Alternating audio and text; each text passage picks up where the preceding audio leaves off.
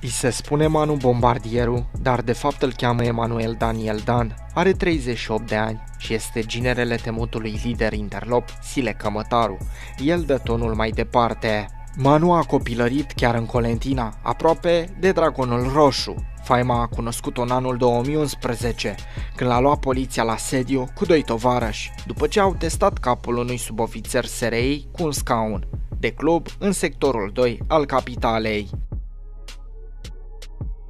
Motivul acestei fapte a rămas neclar până în ziua de azi. S-au împăcat în instanță, deși l-a trimis la scurt timp după gratii. La percheziții, mascații au găsit atunci mai multe obiecte interzise. Era perioada în care Manu își organiza propria brigadă și teroriza comercianții din cartier ca să-i plătească taxe de protecție. Individul s-a remarcat și în anul 2014, când a lovit un sunetist în clubul său de manele, unde cântau celebrități și alte staruri din industrie. La incident au participat și bodyguardii lui Manu, Rusia și Arabu. Victima revendica o instalație de sunet, din care își întreținea familia, după cum a susținut ulterior la poliție, luată cu japca de bombardier pentru sonorizarea optimă a localului propriu. Dosarul s-a îngropat însă la secția 12. În anul 2016, Manu a intrat oficial în familia Cămătarilor, cel mai vechi clan interlop din capitală, fondat în anii 1980. De mama celebrilor frați Nuțu și Sile, actualii boși. Clanul Cămătarilor, axat pe servicii contracoși și împrumuturi cu dobândă, domina tradițional sectorul 5. La începutul anilor 2000, după plecarea lui Nicu Gheară în exil în Ibița, cămătarii deveniseră cei mai puternici interlopi din capitală. De 6 ani, un tehnician de sunet din București, lovit și furat, încearcă să-și facă dreptate, numai că de partea cealaltă a balanței e Manu Bombardieru, un interlop care face legea prin București, potrivit mărturiei victimei. Pe data de 24 mai 2014, un bărbat în vârstă de 52 de ani, sunetist din București, reclamă că a fost lovit de bodyguardii lui Daniel Emanuel Dan, zis Manu Bombardieru, la ieșirea din clubul de manele. De fapt, acest club chiar îi aparține lui Manu Bombardieru, un temut personaj din capitală. Bărbatul lovit, care a susținut și că a fost deposedat de instalația de sunet, a făcut mai multe plângeri penale, dar cazul a fost clasat după un an. Bombardierul a pretins că nu a existat niciun scandal și că de fapt i-a plătit în rate instalația pe baza unei convenții verbale. În timpul cercetărilor, conform unei declarații a avocatului presupusei victime, Manu ar fi amenințat că îl va lovi pe sunetist chiar în secție. Angajat pe data de 11 martie 2014 la acest club unde și adusese propria instalație de sunet, acest bărbat ar fi avut un conflict cu patronul pe tema neînregistrării contractului de muncă. Pe data de 24 mai 2014, spune bărbatul, după ce a terminat programul de muncă, Manu Bombardieru m-a așteptat în afara clubului, cu 4 bodyguards și un agent de securitate. Manu a început să-mi vorbească urât, din cauză că aș fi băut dintr-o sticlă 2 guri. M-a acuzat că fur de la el. Bărbatul povestește ca și cum totul s-ar fi întâmplat ieri. Manu m-a amenințat că dacă nu mă întorc cu spatele, îmi va da cu ceva în cap. De frică m-am întors cu spatele, iar el m-a lovit cu putere, după care le-a dat ordine bodyguardilor să mă bage în club, pentru a fi evitate privirile altor eventuali martori de pe stradă. Am primit în repetate rânduri lovituri în spate cu același obiect, iar într-un final mi-a turnat conținutul în cap.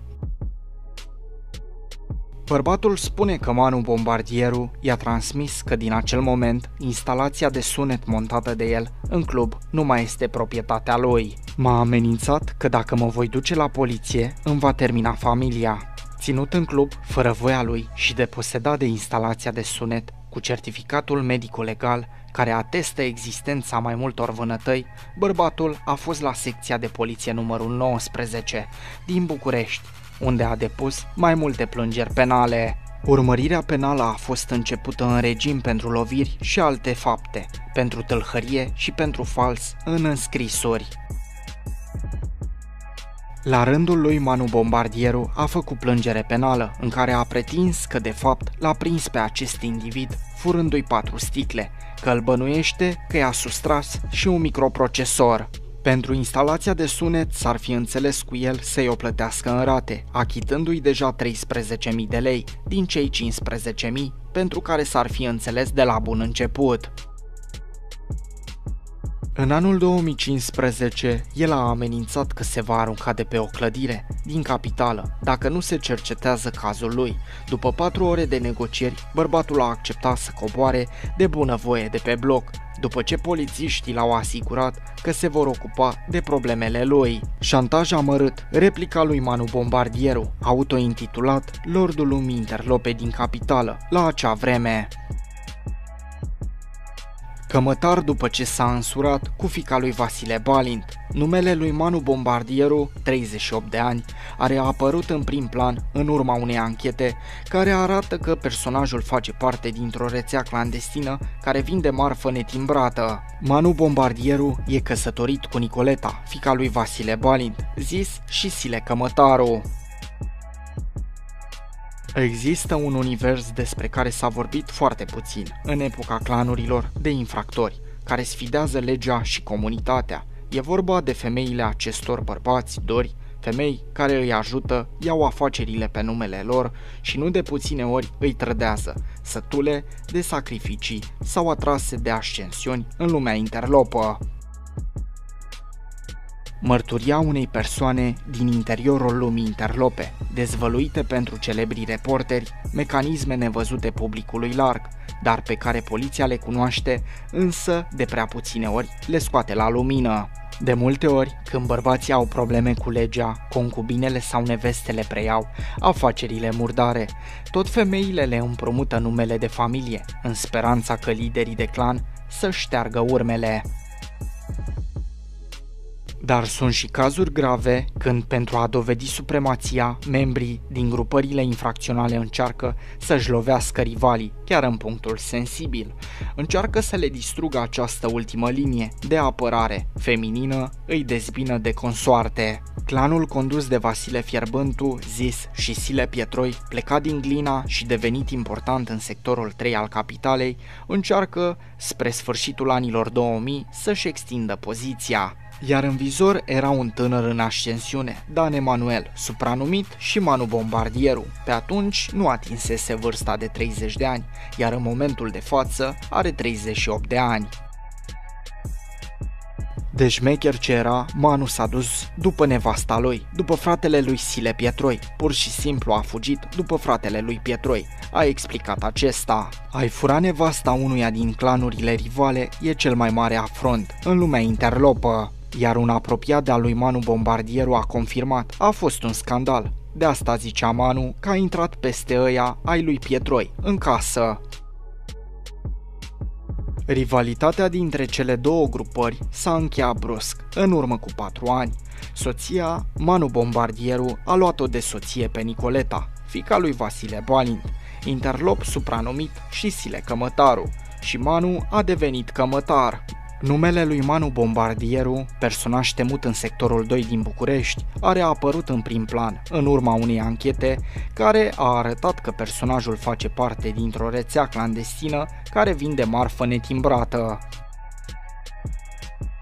Așa cum au dezvăluit celebrii reporteri în articolul din 19 decembrie 2011, Sile Cămătaru, radiografia unui șef de clan. An la rând, frații Nuțu și Sile Cămătaru au fost considerați un simbol al lumii interlope din București.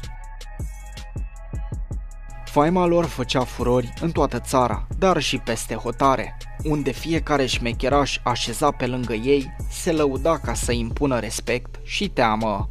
Ion și Vasile Balint au condus o grupare organizată pe structuri de tip interlop, evaluată de anchetatori la circa 200 de persoane. Anchetatorii atrăgeau atenția că această grupare infracțională a acestora este structurată pe principiile unei grupări interlope organizate.